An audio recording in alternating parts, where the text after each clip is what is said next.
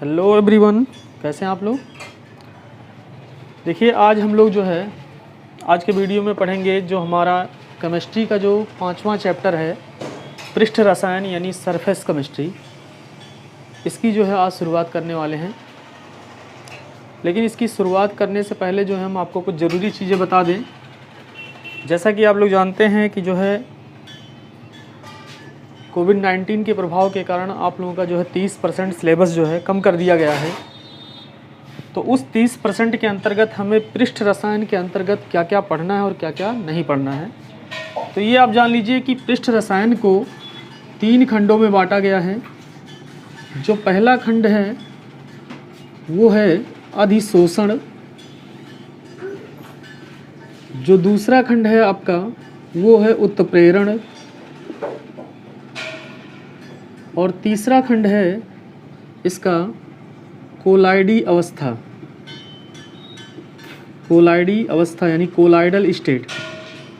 यानी इस चैप्टर को जो है 3 बड़े खंडों में बांटा गया है पृष्ठ रसायन को, एक अधिशोषण में, उत्प्रेरण में और जो है कोलाइडी अवस्था में। तो इस चैप्टर में हमें जो है इस खंड को नहीं पढ़ना है। उत्प्रेरण वाले खंड को जो है हटा दिया गया है।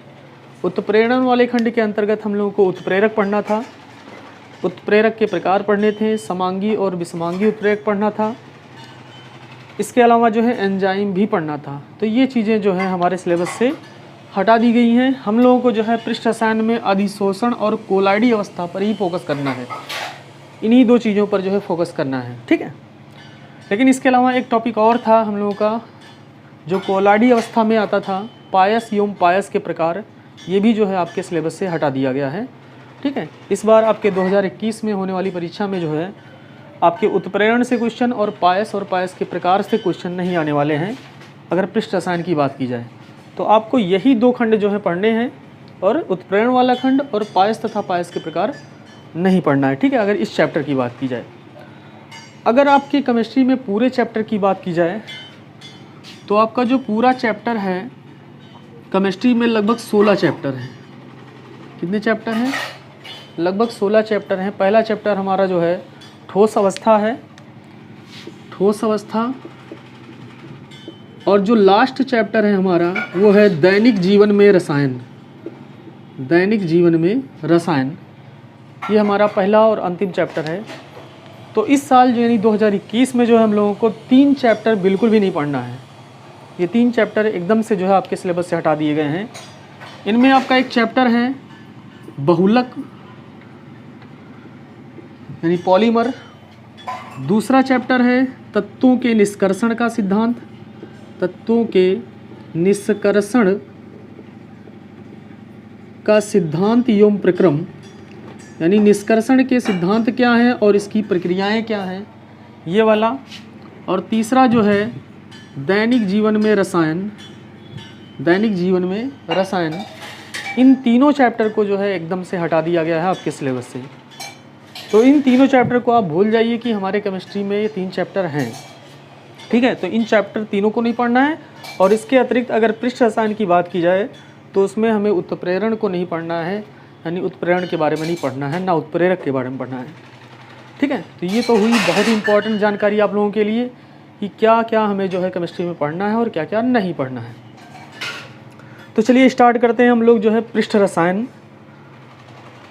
हम लोग स्टार्ट करते हैं पृष्ठ रसायन यानी सरफेस केमिस्ट्री। तो सबसे पहले बात करेंगे हम लोग जो है अधिशोषण की, लेकिन उससे पहले बात कर लेते हैं पृष्ठ रसायन है क्या चीज़, ठीक है। तो पृष्ठ रसायन जैसा कि नाम से स्पष्ट है, पृष्ठ मतलब जो होता है सतह। जैसे मान लीजिए ये कोई पदार्थ है, ये कोई पदार्थ है, तो इसकी ये पोर्शन जो हो गई, ये पोर्शन जो हो गया, ये पोर्शन जो हो गया, ये क्या है? पदार्थ की सतह है यानी पृष्ठ है, ठीक है। तो पदार्थ की ये पोर्शन कौन सी है? सतह है यानी पृष्ठ है। और रसायन यानी पृष्ठ रसायन जो है रसायन विज्ञान की वो शाखा है जिसके अंतर्गत हम लोगों को किसी भी पदार्थ की सतहों पर होने वाली घटनाओं अथवा अभिक्रियाओं का अध्ययन किया जाता है। पृष्ठ रसायन रसायन विज्ञान की वो शाखा है जिसके अंतर्गत किसी पदार्थ के पृष्ठ यानी सतह पर होने वाली क्रियाओं अथवा घटनाओं का अध्ययन किया जाता है। ठीक है। उसके बाद आप लिखेंगे कि पृष्ठ रसायन को 3 मुख्य भागों में बांटा गया है। कौन कौन से मुख्य भागों में बांटा गया है? अधिशोषण, और दूसरा आप डालेंगे जो है कोलाइडी अवस्था, और तीसरा डालेंगे उत्प्रेरण। लेकिन उत्प्रेरण को हमें नहीं पढ़ना है, हमें केवल किसको पढ़ना है? अधिशोषण को और कोलाइडी अवस्था को। तो इस प्रकार से आप लोगों का जो है पहला हेडिंग बनेगा, मुख्य हेडिंग अधिशोषण। अधिशोषण को जो है हम लोग इंग्लिश में कहते हैं एडजॉर्प्शन, ADSORPTION, एडजॉर्प्शन कहते हैं, यानी अधिशोषण कहते हैं। अधिशोषण को अगर हमें समझना है तो पहले अवशोषण को समझ लें, क्योंकि आपने बहुत जगहों पर जो है ये नाम सुना होगा अवशोषण का या अवशोषित होने का, तो इसको पहले समझ लिया जाए तो उसी का एकदम अगर वो समझ में आ गया तो ये भी बहुत आसानी से समझ में आ जाएगा। तो इसके लिए आप एग्जाम्पल देखिएगा, एक जो है जैसे ये कोई हमारा पदार्थ है, तो इस पदार्थ के 2 भाग होते हैं भाई, एक ये वाला भाग, ऊपरी वाला भाग या इधर वाला भाग, ये कहलाता है पदार्थ का सतह यानी पृष्ठ, पृष्ठीय भाग या सतही भाग। और ये जो बीच वाला पोर्शन या ये जो खाली स्थान वाला पोर्शन दिख रहा है, इसको हम लोग बोलते हैं पदार्थ का स्थूल भाग, स्थूल भाग। ठीक है, ये 2 भाग पाए जाते हैं। तो अगर कोई पदार्थ, बाहरी पदार्थ आ रहा है और अंदर इसके चला जा रहा है, यानी स्थूल भाग में चला जा रहा है, ठीक है, तो उस प्रक्रिया को हम लोग बोलते हैं अवशोषण। क्या बोलते हैं? अवशोषण, यानी इंग्लिश में कहते हैं इसको एब्जॉर्प्शन, ABSORPTION, एब्जॉर्प्शन कहते हैं। और अगर कोई पदार्थ आकर इस पदार्थ के सतह पर जाकर चिपक जाता है, इस पदार्थ के सतह पर जाकर चिपक जाता है, तो उस प्रक्रिया को हम लोग बोलते हैं एडजॉर्प्शन। क्या बोलते हैं? एडजॉर्प्शन, यानी अधिशोषण बोलते हैं। तो अधिशोषण और अवशोषण में बहुत ही माइन्यूट बेसिक डिफरेंस है कि इसमें जो पदार्थ होता है, कोई बाह्य पदार्थ जो होता है, वो पदार्थ के स्थूल भाग में जाकर जो है चला जाता है, संचित हो जाता है, इकट्ठा हो जाता है, उसको हम लोग जो है एब्जॉर्प्शन यानी अवशोषण कहते हैं। और अगर पृष्ठीय भाग पर या सतही भाग पर आकर कोई पदार्थ जो है चिपक जाता है, तो उस प्रक्रिया को हम लोग क्या बोलते हैं? अधिशोषण बोलते हैं। ठीक है। जो अधिशोषण शब्द है, इसका सर्वप्रथम प्रयोग किया था एक साइंटिस्ट हैं, जिनका नाम था कैसर। कैसर ने जो है अधिशोषण शब्द का प्रयोग सबसे पहले किया था। ठीक है, अधिशोषण शब्द का प्रयोग किसने किया था सबसे पहले? कैसर ने। ठीक है, तो यहाँ तक तो बात हुई कि अधिशोषण किसे कहा जाता है, और अवशोषण भी साथ साथ हमने जान लिया। अब कुछ चीज़ें और हैं जो अधिशोषण में हम लोगों को समझना है। इसके लिए जो है एक छोटा सा डायग्राम आपको बनाना है। जैसे मान लीजिए ये कोई पदार्थ है, इस पदार्थ का ये बीच वाला जो पोर्शन है, ये जो बीच वाला पोर्शन है, ये इसका कौन सा भाग है? स्थूल भाग है। ठीक है, स्थूल भाग है। और ये वाला जो भाग है ऊपर वाला, ये इधर वाला भाग जो है, ये है सतही भाग, यानी सतह है, इसको हम लोग पृष्ठ भी कहते हैं। अब अगर कोई पदार्थ आए और यहाँ पर आकर चिपक जाए, ये इसके चारों तरफ जो है बाहर से चिपक जाए, तो यही तो प्रक्रिया हुई अधिशोषण। यही तो हमने बताया कि जो है अगर कोई पदार्थ आकर किसी पदार्थ के सतही भाग से जो है जुड़ जाता है या चिपक जाता है, तो इस प्रक्रिया को हम लोग क्या बोलते हैं? अधिशोषण। अधिशोषण की घटना में जो पदार्थ आकर चिपकता है सतह से, ठीक है, उस पदार्थ को हम लोग बोलते हैं अधिशोष्य। क्या बोलते हैं? अधिशोष्य। जो पदार्थ आकर सतह पर चिपकता है उसको क्या बोलते हैं? अधिशोष्य। और ये जो सतह है, जो चिपकाता है एक दूसरे को जो है, यानी जो पदार्थ को जो है ग्रहण करता है या जो है चिपकाता है, उस भाग को बोलते हैं, यानी ये वाला जो भाग है उस भाग को बोलते हैं, इस वाले भाग को बोलते हैं अधिशोषक। अधिशोषक। ठीक है, यानी अधिशोषक पर, यानी अधिशोषक एक प्रकार से जो सतह है वही अधिशोषक का कार्य करेगा। अधिशोषक पर अधिशोष्य के कण आकर चिपकते हैं और इस प्रकार से पूरी घटना को हम लोग अधिशोषण कहते हैं। ठीक है, तो ये बात भी बिल्कुल समझना आपको ज़रूरी है कि अधिशोषण है क्या चीज़, फिर अधिशोष्य और अधिशोषक क्या है।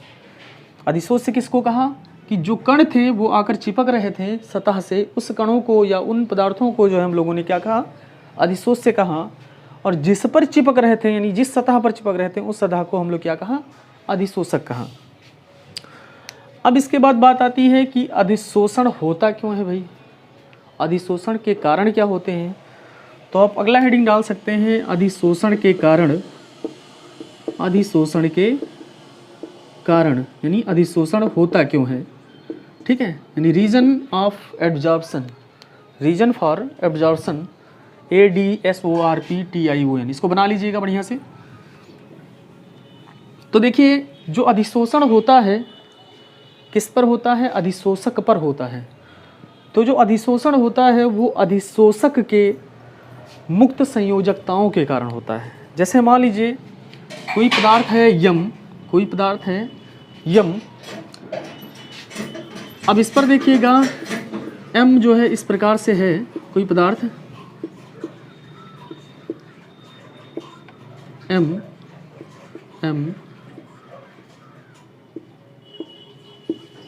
ऐसे बना दे रहे हैं, इसको ध्यान से देख लीजिए। कोई पदार्थ है M, अब M पर देखिए इसकी जितनी मुक्त संयोजकताएं होंगी उसी हिसाब से अधिशोषण होगा।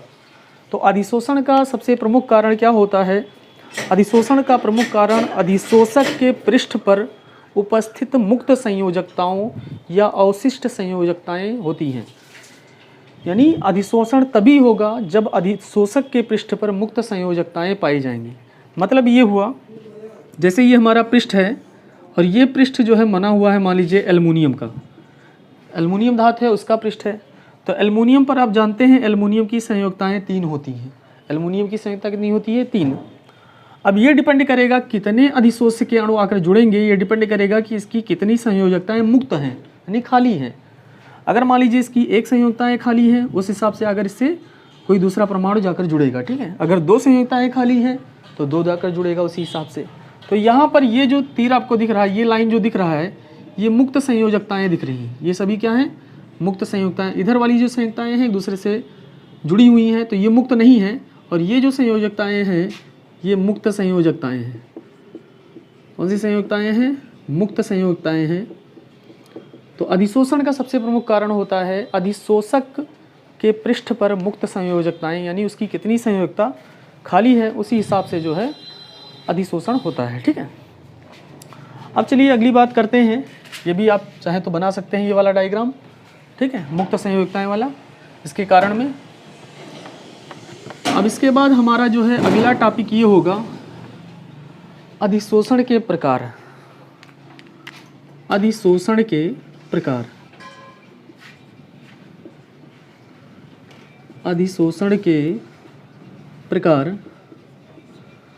तो जो अधिशोषण होता है वो 2 प्रकार का होता है। एक होता है भौतिक अधिशोषण, भौतिक अधिशोषण, और एक होता है रासायनिक अधिशोषण, रासायनिक अधिशोषण। अधिशोषण 2 प्रकार के होते हैं, एक होता है भौतिक अधिशोषण और एक होता है रासायनिक अधिशोषण। अगर दोनों अधिशोषण को हमें समझना है तो इन दोनों को आप लोग क्या करिए, अलग अलग जो है लिख लीजिए, क्योंकि दोनों को अगर साथ में हम लोग पढ़ें यानी भौतिक को भी और रासायनिक को भी तो बहुत ही आसानी से जो हमें समझ में आ जाएगा। तो इसलिए हम लोग क्या करते हैं, एक तरफ जो है भौतिक अधिशोषण डाल लेते हैं और एक तरफ रासायनिक अधिशोषण डाल लेते हैं। यानी एक तरफ 2 कॉलम बना लेते हैं। आप लोग 2 कॉलम ना बनाइएगा, पहले भौतिक अधिशोषण को लिखिएगा, उसके बाद जो है फिर हेडिंग डाल के रासायनिक अधिशोषण को लिखिएगा। लेकिन हम जो है यहाँ पर आपको समझाना है, इसलिए हम दाएं और बाएं तरफ जो है कॉलम बना दिए। एक तरफ जो है यहाँ पर अंतर हमें नहीं लिखना है, दोनों को समझाना है। ठीक है, तो एक तरफ हमने जो है क्या लिख दिया, भौतिक अधिशोषण, और दूसरी तरफ लिख दिया रासायनिक अधिशोषण। रासायनिक अधिशोषण सबसे जो पहला नंबर है भौतिक अधिशोषण का, कि भौतिक अधिशोषण कहते किसको हैं। तो पहली चीज़, जब अधिशोषक व अधिशोष्य के मध्य, अभी हमने बताया कि अधिशोषक किसे कहते हैं और अधिशोष्य किसे कहते हैं। ठीक है, एक बार फिर से देख लीजिए, ये जो हमारा पदार्थ है इसका जो सतही भाग है वो अधिशोषक है और जो इस पर आकर चिपकता है वो अधिशोष्य है। ठीक है, तो बात हमने क्या कही भौतिक अधिशोषण में कि जब अधिशोषक व अधिशोष्य के मध्य एक दुर्बल आकर्षण बल, या हम उसको जो है एक प्रकार से वांडर वाल बल नाम से जानते हैं केमिस्ट्री में, वांडर वाल बल पाया जाता हो, तो इस प्रकार के अधिशोषण को हम लोग भौतिक अधिशोषण कहते हैं। क्या कहा, जब अधिशोषक व अधिशोष्य के मध्य दुर्बल आकर्षण बल या वांडर वाल बल पाया जाता हो तो उस प्रकार के अधिशोषण को हम लोग भौतिक अधिशोषण कहते हैं। ये एक भौतिक घटना है। जैसे मान लीजिए कोई गाड़ी है, गाड़ी का जो सतही भाग होता है उस पर आकर धूल के अणु चिपक जाते हैं। धूल के कण जो होते हैं आके चारों तरफ इसके चिपक जाते हैं। तो एक प्रकार से जो धूल का कण जो है वो गाड़ी के साथ जो चिपका, तो यहाँ पर जो है एक दुर्बल बंध बना, या एक प्रकार से हम कह सकते हैं दुर्बल अधिशोषण हुआ। क्योंकि अगर जो है थोड़ा सा फूंक मारा जाए उस गाड़ी के पार्ट पर या बॉडी पर, तो वो जो धूल के कण हैं वो उड़ जाते हैं फिर। ठीक है, तो यहाँ पर एक दूसरे से बीच क्या नाम है आकर्षण हुआ, यानी धूल के कण, और धूल के कण यहाँ पर अधिशोष्य का कार्य कर रहे हैं, अधिशोष्य का कार्य कर रहे हैं इनके बीच में। और ये जो सतह था बॉडी यानी कार की या जो गाड़ी है हमारी, उसकी जो बॉडी है वो अधिशोषक का कार्य कर रही है। तो दोनों के बीच में आकर्षण हुआ, लेकिन ये आकर्षण दुर्बल हुआ, क्योंकि अगर एक छोटी सी फूंक मार दी जाए तो धूल के कण वहाँ से जो है हट जाएंगे।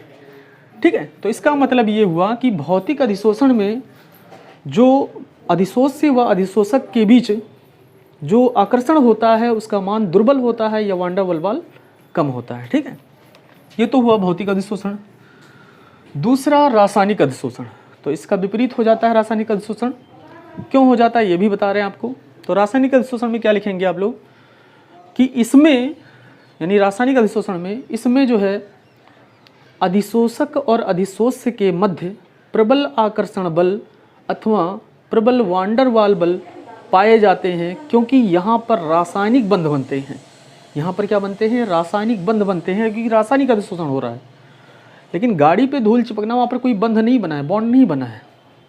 लेकिन इसमें देख लीजिए, मान लीजिए एल्युमिनियम एक धातु है, ये एल्युमिनियम है। ठीक है, अब यहाँ पर मान लीजिए ऑक्सीजन के कण आ रहे हैं ऊपर से, ऑक्सीजन परमाणु आ रहा है ऊपर से, तो ऑक्सीजन और एल्युमिनियम एक दूसरे से जुड़ेंगे भाई। तो जुड़ेंगे, क्या बनाएंगे, Al2O3 बनाएंगे। क्या बनाएंगे, Al2O3 बनाएंगे। अब Al2O3 में एल्युमिनियम और ऑक्सीजन के बीच में एक बंध पाया जा रहा है। वो बंध फूंक मारने से नहीं टूटेगा या आसानी से नहीं टूटेगा, जब तक हम बहुत बाह्य कारक नहीं लगाएंगे, टेम्परेचर नहीं बढ़ाएंगे, तो आसानी से नहीं टूटने वाला है। तो इसका मतलब जो है इनके बीच में प्रबल आकर्षण बल या प्रबल वांडर वाल बल पाया जाता है। ठीक है, या रासायनिक बंध कहते हैं, मजबूत रासायनिक बंध पाया जाता है। इसमें जो है रासायनिक बंध नहीं पाया जाता है भौतिक अधिशोषण में। ये तो हुआ पहला डिफरेंस। ठीक है, दूसरा जो है, दूसरा अगर नंबर बात की जाए भौतिक अधिशोषण की, कि भौतिक अधिशोषण का दूसरा नंबर क्या है, दूसरी क्या जो है इसकी प्रकृति क्या होती है, या दूसरा मेन जो है लक्षण क्या होता है। तो ये प्रकृति में विशिष्ट नहीं होती है। जो भौतिक अधिशोषण होता है वो नेचर में विशिष्ट नहीं होता है। मतलब क्या हुआ, विशिष्ट नहीं होने का मतलब, आप धूल को कण को ही लेकर चलिए भौतिक अधिशोषण में, धूल के कण और गाड़ी वाला एग्जाम्पल ही लेकर चलिए। तो जैसे धूल के कण आते हैं गाड़ी पर चिपकने, तो ये गाड़ी पर भी चिपक सकते हैं, या आगे जो है उनके कोई और भी क्या नाम है पदार्थ मिले, जैसे कोई क्या नाम है दरवाज़ा मिल गया या घर मिल गया, तो उससे भी चिपक सकते हैं, या कोई मानव जा रहा है उससे भी चिपक सकते हैं। मतलब ये विशिष्ट नहीं है, धूल के कण किसी से भी जाकर चिपक सकते हैं, कोई गाड़ी ही नहीं कि उसी से जाकर चिपकेंगे। लेकिन इसमें अगर देखा जाए रासायनिक अधिशोषण में ये विशिष्ट नहीं है, ये प्रकृति में विशिष्ट नहीं है, किसी भी से जाकर जुड़ सकता है। लेकिन इसमें विशिष्ट होता है। विशिष्ट होने का मतलब है कि दो एल्युमिनियम यानी Al और ऑक्सीजन जैसे आ रहा है इसके साथ जुड़ने, इसके साथ कौन आ रहा है जुड़ने, ऑक्सीजन आ रहा है मान लीजिए जुड़ने, तो ऑक्सीजन आकर एल्युमिनियम से ही जुड़ेगा, किसी दूसरे से नहीं जुड़ेगा, किसी दूसरे से नहीं जुड़ेगा कि बाहर जो है लकड़ी मिल रहा है या बाहर जो कोई मानव मिल रहा है उसके साथ जाकर जुड़ जाए। वो जुड़ेगा इसी धातु के साथ ही जुड़ेगा और जुड़कर क्या बनाएगा, Al2O3 बनाएगा, यानी 2 एल्युमिनियम 3 ऑक्सीजन के साथ संयोग करेगा अर्थात एल्युमिनियम ऑक्साइड बनाएगा। क्यों बनाएगा ये आपको पता ही है कि एक Al की संयुक्ता 3 होती है और ऑक्सीजन की संयुक्ता 2 होती है, ये यहाँ आएगी, ये यहाँ आएगा और बनेगा Al2O3। मतलब ये हुआ कि जो रासायनिक अधिशोषण होता है वो विशिष्ट होता है, यानी किसी टारगेट परमाणु पर ही जाकर जुड़ता है, ठीक है, लेकिन ये विशिष्ट नहीं होती है, किसी से भी जाकर जुड़ जाती है, ठीक है। अगला बात करें, अगली अगर बात करें भौतिक अधिशोषण की, तो यह उत्क्रमणीय होता है, यह उत्क्रमणीय होता है, उत्क्रमणीय होता है, यानी भौतिक अधिशोषण जो है क्या होता है, उत्क्रमणीय होता है, और जो रासायनिक अधिशोषण है वो अनुत्क्रमणीय होता है, अनुत्क्रमणीय होता है। उत्क्रमणीय का मतलब क्या है, जैसे वही वाला एग्जांपल लेके चलिए आप, गाड़ी में धूल का चिपकना, तो उत्क्रमणीय का मतलब ये है कि गाड़ी पहले साफ़ थी, फिर धूल के कण आए चिपक गए, तो जैसे ही फूंक मारा फिर गाड़ी क्या हो गई, साफ़ हो गई।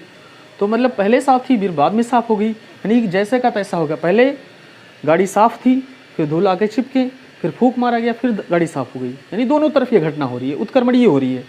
लेकिन इसमें जो है एक ही तरफ हो जाती है, यानी एक बार एल्युमिनियम और ऑक्सीजन, इसमें एग्जांपल लेके चल रहे हैं हम एल्युमिनियम और ऑक्सीजन वाला, एक बार एल्युमिनियम और ऑक्सीजन, कोई भी मेटल ले सकते हैं, मैग्नीशियम और क्लोराइड भी ले सकते हैं, मैग्नीशियम और जो है क्लोरीन भी ले सकते हैं, एल्युमिनियम और क्लोरीन भी ले सकते हैं, कोई भी एग्जांपल ले सकते हैं, लेकिन हम लोग लेके चले हैं एल्युमिनियम और ऑक्सीजन। तो एक बार एल्युमिनियम और ऑक्सीजन अगर एक दूसरे से चिपक गए तो उनको आसानी से हम अलग नहीं कर सकते, वो फिर जो है एल्युमिनियम और ऑक्सीजन जो है जुड़कर जब Al2O3 बना लेंगे तो वो पुनः Al और O2 यानी एल्युमिनियम को अलग होने में और ऑक्सीजन को अलग होने में जो है कठिनाई होगी, यानी बहुत ही आसानी से ये दोनों तरफ नहीं हो सकती कि Al और ऑक्सीजन मिलकर Al2O3 बनाए फिर Al2O3 Al और ऑक्सीजन में टूट जाए, ऐसा नहीं होता है। तो ये घटना जो है क्या होती है, अनुत्क्रमणीय होती है, जो रासायनिक अधिशोषण होता है, ठीक है। अगला अगर पॉइंट की बात करें हम, अगला नंबर है, इसमें भौतिक अधिशोषण वाले में, इसमें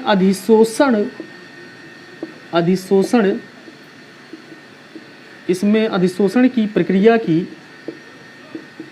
की एंथैल्पी का मान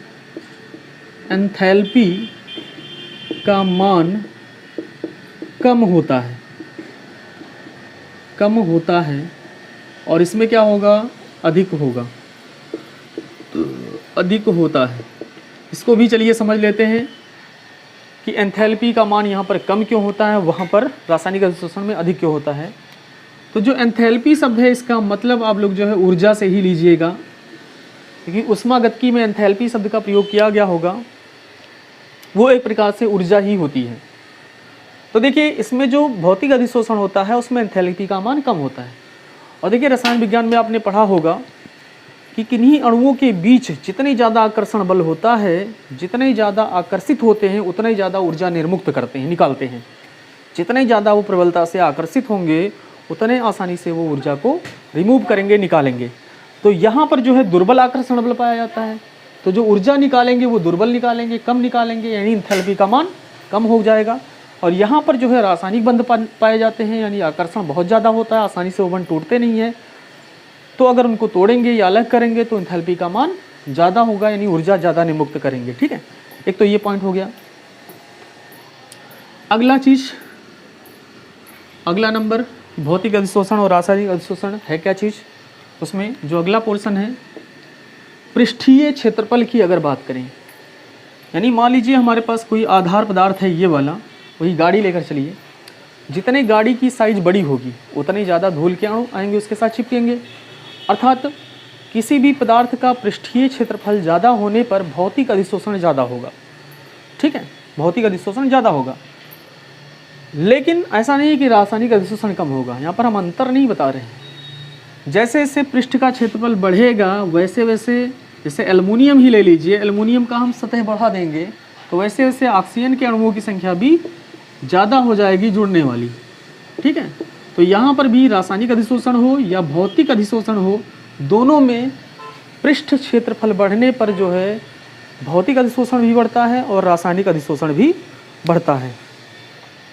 एक अगला जो है दोनों में अगर देख लिया जाए कि दोनों की और क्या प्रॉपर्टी है, तो जो भौतिक अधिशोषण होता है वो एक परती या बहुपरती होता है, एक परती या बहुपरती होता है, एक परती या बहुपरती होता है। और रासायनिक अधिशोषण जो है एक परती होता है, एक परती होता है। ये एक परती और बहुपरती क्या है, फिर वही एक ही एग्जाम्पल अपने दिमाग में रखिए, सारी बातें क्लियर हो जाएंगी। गाड़ी वाला और धूल वाला, भौतिक अधिशोषण में गाड़ी वाला धूल वाला, इसमें जो है एल्युमिनियम और ऑक्सीजन वाला। इसमें गाड़ी देखिए अगर खड़ी है हमारी गाड़ी, अगर हमारी खड़ी है 1-2 दिन तक खड़ी है तो कम धूल जमेंगे, कम धूल जमेंगे यानी धूल की एक ही परत बनेगी। अगर वही गाड़ी हम 2-4 महीने तक खड़ा कर दें एक जगह पर तो ज़्यादा धूल आएंगे, उस पर जुड़ जाएंगे और धूल का एक जो है बहुत ही मोटा परत बन जाएगा। अर्थात जो है ये एक परती भी हो सकता है और बहुपरती भी हो सकता है। ठीक है, लेकिन इसमें ऐसा नहीं है कि एल्युमिनियम को अगर हमने रख दिया ऑक्सीजन के संपर्क में तो एक बार Al2O3 बना लिया तो फिर जो है इसमें ऑक्सीजन जुड़ेगा कि Al2O6 बनाएगा, Al2O8 बनाएगा, ऐसा कभी नहीं होगा। ये एक परती ही होगा, चाहे इसको 10 महीने चाहे साल भर रख दीजिए या 1 महीने रख दीजिए, Al2 ही बना रहेगा, Al2O3 ही बना रहेगा, Al2O6 नहीं बनेगा या Al2O5 नहीं बनेगा या Al2O8 नहीं बनने वाला है। अर्थात जो है जो भौतिक अधिशोषण होता है वो एक परती या बहुपरती होता है और जो रासायनिक अधिशोषण होता है वो सदैव एक परती होता है। तो इस प्रकार से आज आप लोगों ने पृष्ठ रसायन है क्या चीज़ इसके बारे में जाना और पृष्ठ रसायन में हमें क्या क्या पढ़ना है इसके बारे में जाना, रसायन विज्ञान में किन किन चैप्टरों को नहीं पढ़ना है ये भी जाना, और पृष्ठ रसायन को कितने भागों में यानी कितने खंडों में हम लोगों को पढ़ना है, जैसा कि अधिशोषण पढ़ना है, कोलाइडी अवस्था पढ़ना है और जो है उत्प्रेरण पढ़ना है। लेकिन उत्प्रेरण को सिलेबस से हटा दिया गया इसलिए इसको नहीं पढ़ना है।